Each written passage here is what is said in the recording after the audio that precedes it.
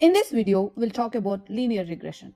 Just like a train follows a track, linear regression finds the best fitting line through a set of data points. It's like teaching a computer to answer our questions. If someone has 5 years of experience, how much might they earn? Or something like if it's 30 degrees Celsius outside, how much electricity we use. When does linear regression come in handy? When your target variable, that means whatever you want to predict, is a number like salary, house price, or temperature, linear regression is best for that. When there is a linear relationship between your input and the output, those relationship you can easily find using a scatter plot.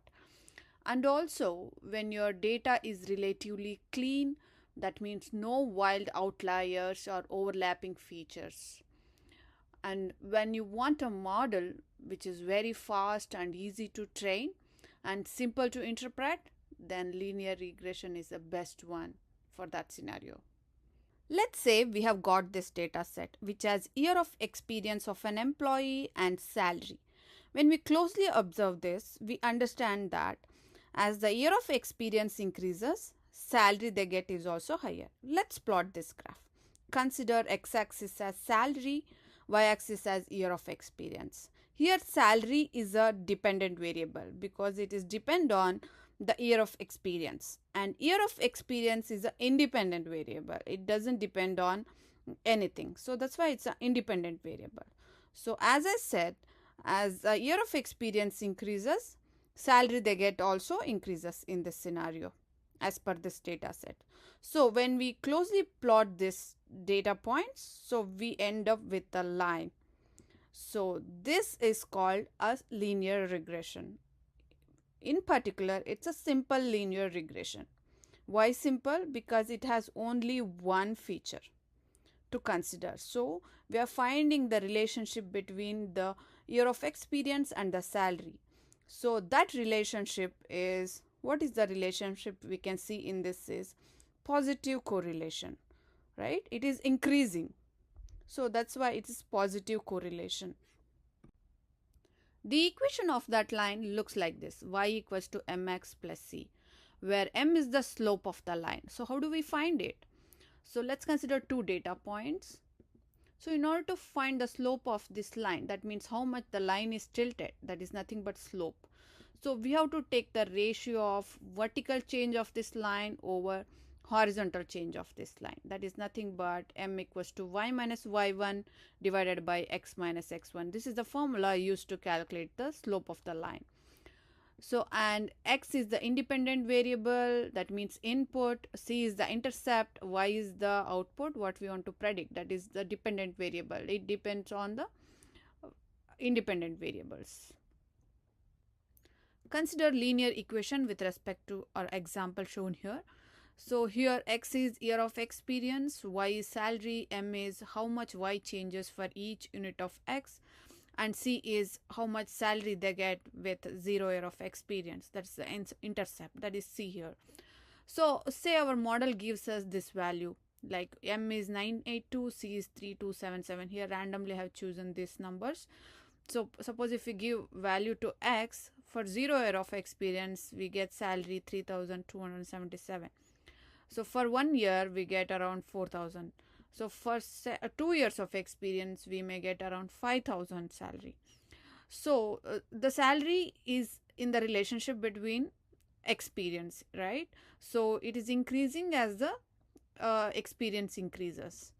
So that's why it's called as positive correlation.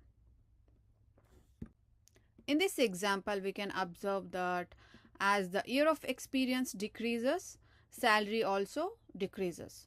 So we can draw a line something like downwards, right? So this is called as negative correlation.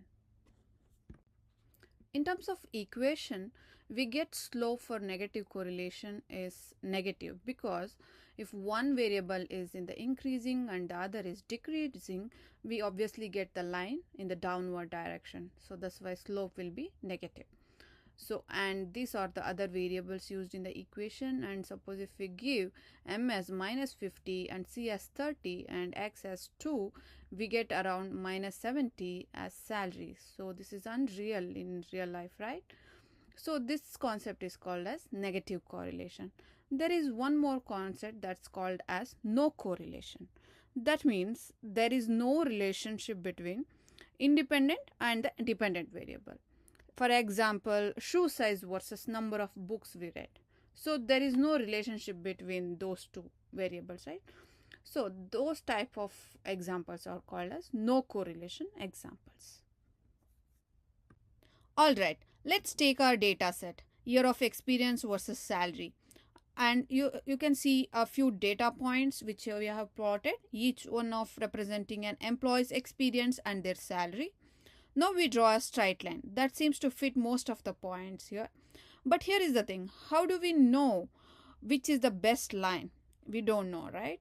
So what do we do now? We tweak the line by changing the slope m and the intercept c.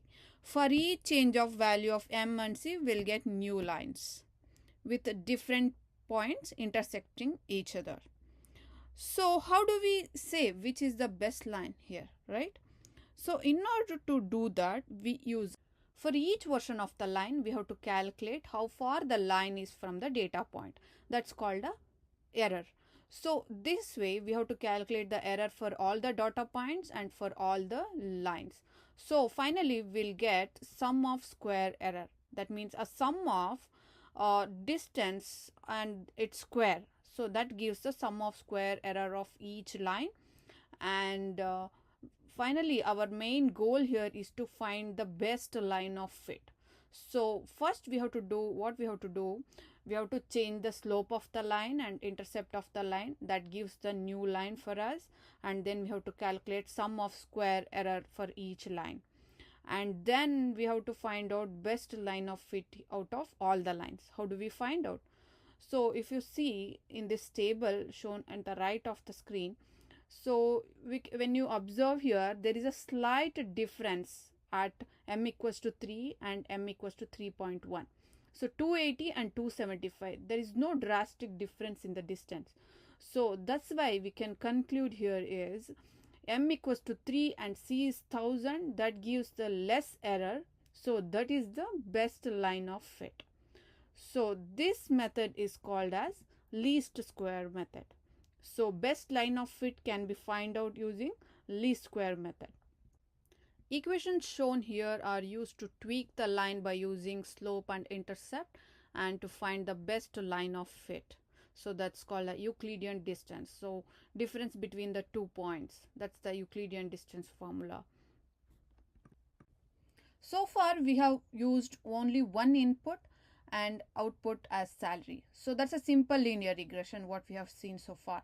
But real life, that's not the case, right? Salary also depends on our education level, job title, location, and also maybe even our performance ratings as well, right?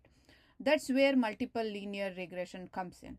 It lets us use multiple features to make the better prediction. So the equation used for multiple linear regression is y equals to m0 plus m1x1 plus based on the features and plus the c. And with respect to this example, we can write this linear equation as here. Salary equals to m0 plus m1 into age plus m2 gender and so on. This is the multiple linear regression. What if the relationship between your input and output is not a straight line? Like salary increases at first, then it gets level off.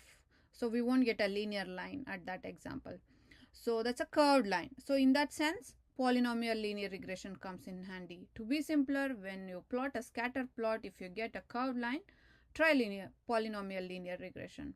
Or when you want accuracy in the model without jumping to a complex models like deep learning, first try polynomial linear regression. So alright folks, we have just taken a wild ride on the regression express, from straight line to curved ones, from single predictors with single features to full on data squads. Thank you for watching.